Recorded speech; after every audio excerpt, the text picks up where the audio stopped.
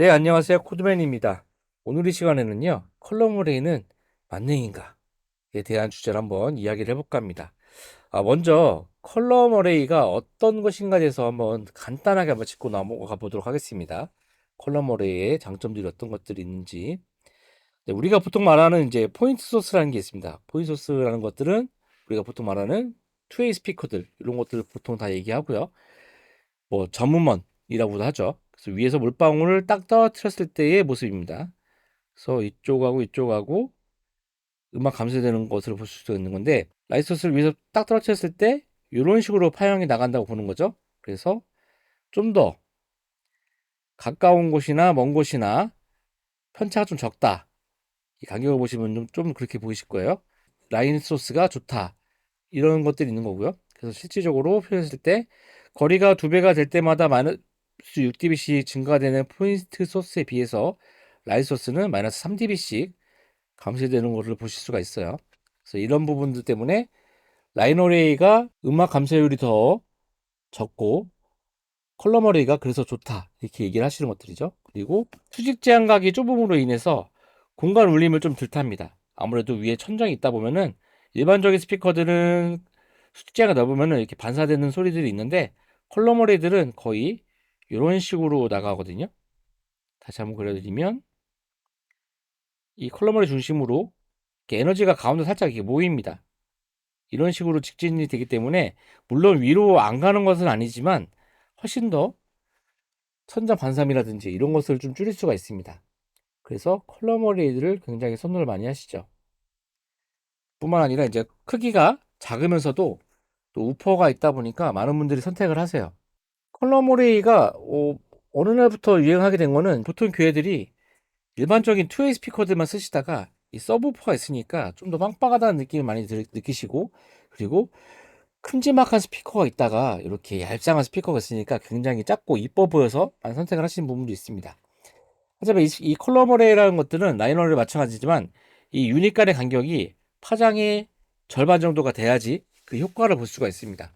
그래서 이 크기가 이 간격이 좁으면 좁을수록 고명대에 좀 더 유리하고요. 넓으면 넓을수록 저명대에 유리합니다. 그래서 인치가 작은 컬럼 어레이들이 많은 것들이고요. 인치가 커지면 커질수록 좀 고명대는 좀 부족한 부분이 생기겠죠. 반면에 이 컬러머리 인치가 수가 작다 보니까 이 간격을 좁으려면 이제 인치 수가 작아져야 되잖아요. 보통 뭐 2인치나 3인치, 뭐 4인치까지 많이 보기도 하는데 2인치나 3인치 같은 경우에는 좀 점이 부족해요. 예전 제 영상들을 보신 분들은 아시겠지만 크로스오버가 이렇게 컬러머리가 있으면은 여기가 보통 130이나 많게는 150 이 정도까지 컬러머리가 커버를 하고 우퍼가 이렇게 그 위까지 커버를 하는 경우들이 많이 있습니다. 그래서 이 로우 대역까지 우퍼가 하다 보니까 조금 부자연 부분들이 좀 있고요. 4인치로 가면은 100Hz 정도까지도 표현을 하는 경우들이 있는데 이 부분에 대해서는 또 고음역대가 좀 아쉽게 생깁니다. 아까 말씀드렸죠? 2분의 1 파장 안에 들어든다고. 그래서 보통 4인치 스픽으로만 되어 있는 컬럼 어레이들은 좀 그런 부분이 아쉬운데 유닛을 좀 좋은 걸 써가지고 그런 것들을 좀 극복을 해서 4인치이면서도 고음역도 잘 나오고 저음도 잘 나오는 그런 컬럼 어레이들도 요즘에 나오고 있긴 합니다. 자, 그래서 이 컬럼 어레이가 상당히 좋습니다.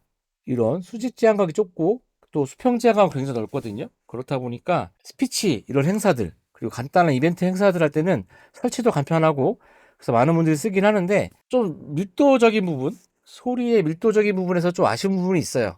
밴드 음악을 할 때는 아무래도 이 포이소스라기보다는 이제 인치수가 큰 12인치나 15인치 유닛이 들어가고 또 하이가 있는 그런 뭐 2, 3인치 되는 컴프레셔 드라이브를 쓰는 이런 투웨이 스피커들이 좀 더 아무래도 유리하죠. 여기다 또 우퍼까지 쓴다고 하시면은 18인치나 뭐 15인치 우퍼들 쓰시면은 좀 더 훨씬 더 완성된 사운드를 들으실 수가 있죠. 하지만 컬러머레의 장점은 이거죠.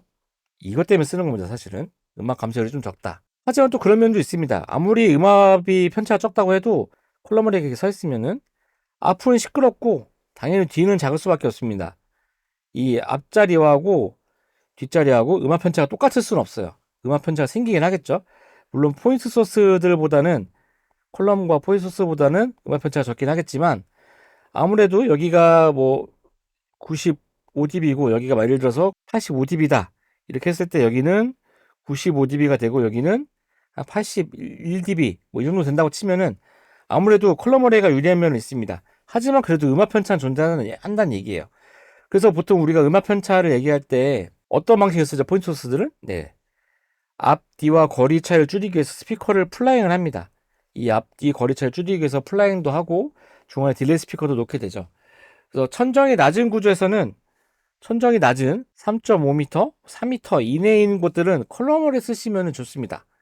하지만 그 이상이 된다고 하시면은 4m 이상 정도 되는 높이라고 하신다면은 저는 포인소스 또는 라인 어레이를 플라잉하는 걸 추천을 드려요.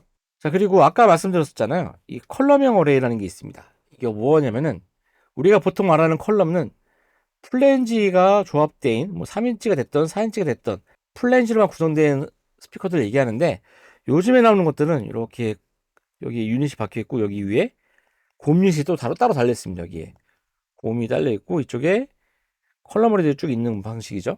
이런 스피커들은 또 단점이 생깁니다. 아까 설명드렸던 요거 있잖아요. 요 규칙이 결국은 위에 컬럼어레이 위에 있는 고음 같은 경우는 포인트 소스가 되고 이 아래에 있는 유닛은 라인 소스가 되는 거죠. 그러니까 고음은 포인트 소스가 되는 거고 여기는 라인 소스가 되다 보니까 서로 음악 감쇄율이 다릅니다. 그래서 예를 들어서 이렇게 컬럼어레이가 있으면은 고음역대 고음역대들은 거리당 6dB씩 감쇄가 되고 있는데 밑에 미들 쪽은 3dB씩 감쇄되는 그런 현상이 생기는 거죠. 결국은 이 컬럼형 어레이는 진정한 컬럼 어레이는 아니다고 보실 수가 있겠어요. 그런 면에 있어서는 제가 지난번에 설명드린 CDA 같은 경우 프리소노스 CDA 같은 경우는 컬럼 어레이가 쭉 박혀 있고 거기 뒤에 로우 유닛이 있어서 이런 것들을 좀 보완한 그런 스피커라고 보실 수가 있죠. 자, 그래서 무조건적으로 컬럼 어레이가 만능 아니란 이야기입니다. 컬럼 어레이가 갖고 있는 장점이 분명히 있어요. 컬럼 어레이가 갖고 있는 크기가 작고 또 고음역대들이 수직 지향각이 좁기 때문에 울림이 많은 공간에서 굉장히 좋고요. 그 다음에 음악 편차가 아무래도 적게 나는 부분이 있습니다. 하지만 음질적인 부분에서 풀밴드를 하기에는 아무래도 로우 유닛이라든지 이런 것들이 유닛의 한계가 있기 때문에 질감적으로 포인소스보다는 질감이 떨어질 수밖에 없어요. 그리고 더군다나 하이가 따로 들어간 그런 컬럼어레이라고 한다면은 사실 그 컬럼어레이 갖고 있는 음악 감소율에 대해서도 좀 손해를 볼 수밖에 없죠. 여러분들이 스피커를 선택할 때에 있어서 무조건적으로 우리 귀에는 컬럼어레이 쓸 거야. 컬럼어레이가 무슨 최신 스피커는 아니에요. 컬럼어레이는 굉장히 오래전부터 있었고요. 그렇기 때문에 선택을 할 때 무조건 컬럼 어레이를 쓰겠다 하기보다는 내 공간에 맞고 내 목적에 맞는 그런 선택을 하셔서 설치를 하셨으면 좋겠습니다. 네, 컬럼 어레이가 분명히 좋은 스피커긴 하지만 만능은 아니라는 점 오늘 한번 이야기하고 싶었고요. 다음에 더 좋은 영상으로 찾아뵙도록 하겠습니다. 안녕.